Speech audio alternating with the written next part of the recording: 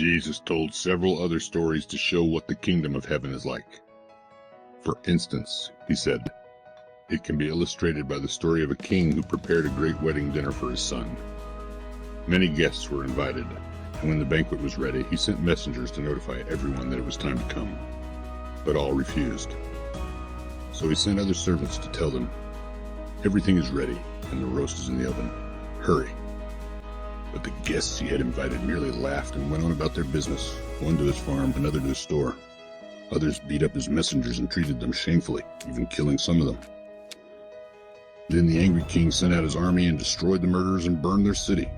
And he said to his servants, the wedding feast is ready. The wedding feast is ready. And the guests I invited aren't worthy of the honor. Now go out to the street corners and invite everyone you see. So the servants did and brought in all they could find, good and bad alike, and the banquet hall like it was filled with guests. But when the king came in to meet the guests, he noticed the man who wasn't wearing the wedding robe provided for him. Friend, he asked him, how does it happen that you are here without a wedding robe? And the man had no reply. Then the king said to his aides, bind him hand and foot.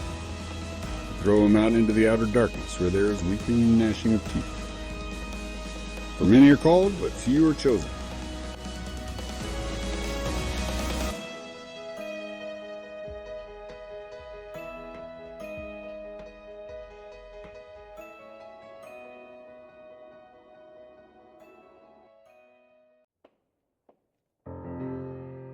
Then the Pharisees met together to try to think of some way to trap Jesus into saying something for which they could arrest him. They decided to send some of their men along with the Herodians to ask him this question. So we know you are very honest and teach the truth, regardless of the consequences, without fear or favor. Now tell us, is it right to pay taxes to the Roman government or not? But Jesus saw what they were after. You hypocrites! Who are you trying to fool with your trick questions? Here, show me a coin. And they handed him a penny? Whose picture is stamped on it? And whose name is this beneath the picture? Caesar's. Well then, give it to Caesar if it is his, and give God everything that belongs to God. His reply surprised and baffled them, and they went away.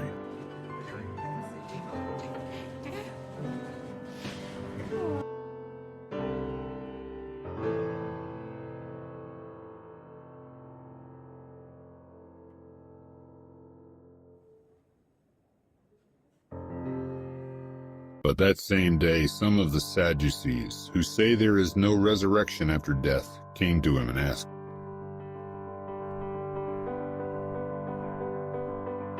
Sir, Moses said that if a man died without children, his brother should marry the widow, and their children would get all the dead man's property. Well, we had among us a family of 7 brothers. The first of these men married and then died without children, so his widow became the second brother's wife. This brother also died without children, and the wife was passed to the next brother, and so on until she had been the wife of each of them. And then she also died. So whose wife will she be in the resurrection? For she was the wife of all 7 of them. Your error is caused by your ignorance of the Scriptures and of God's power. For in the resurrection, there is no marriage. Everyone is as the angels in heaven. But now, as to whether there is a resurrection of the dead, don't you ever read the Scriptures? Don't you realize that God was speaking directly to you when he said, I am the God of Abraham, Isaac, and Jacob? So God is not the God of the dead, but of the living.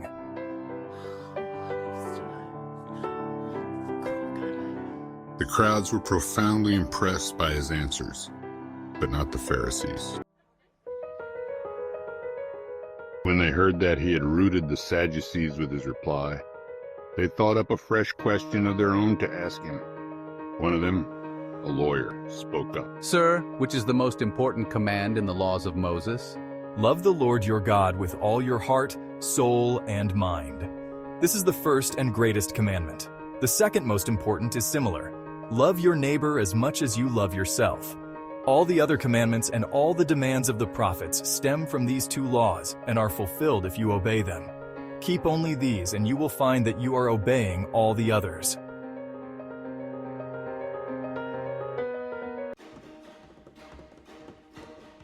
Then, surrounded by the Pharisees, he asked them a question. What about the Messiah? Whose son is he? The son of David. Then why does David, speaking under the inspiration of the Holy Spirit, call him Lord? For David said, God said to my Lord, sit at my right hand until I put your enemies beneath your feet. Since David called him Lord, how can he be merely his son?